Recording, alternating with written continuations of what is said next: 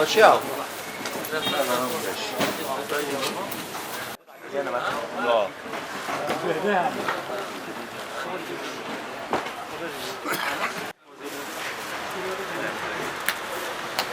Tabii be, o mahfile bile bir keşeye bu termile.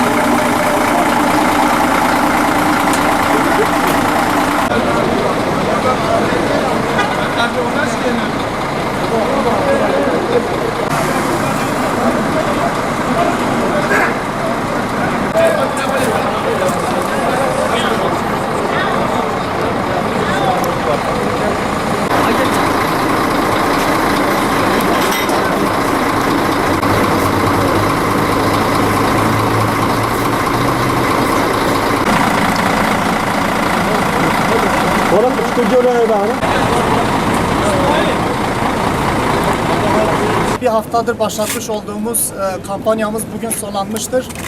Bu yardım tırımız bugün depremize, kardeşlerimize gidecek. Malatya ve Elazığ'a yardım yapan tüm vatandaşlarımızdan Allah razı olsun. Bu kampanyamız devam edecek.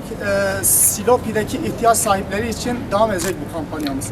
يا ربي اف يردمم جبو الازغج بو مالاتيا جبو فدابم زادا فلك السرودا هدي ما كل كري يا رب يا رجلين يا برين السباب انت دا الشغلين يا رب تدخل حمشكم ما ظن بك الحمد لله رب العالمين الفاتحه اللهم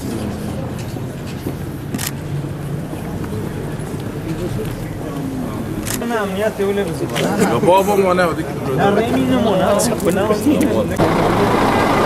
Allah yolunuzu açık etsin. Oradaki kardeşlerimize selam söyleyin.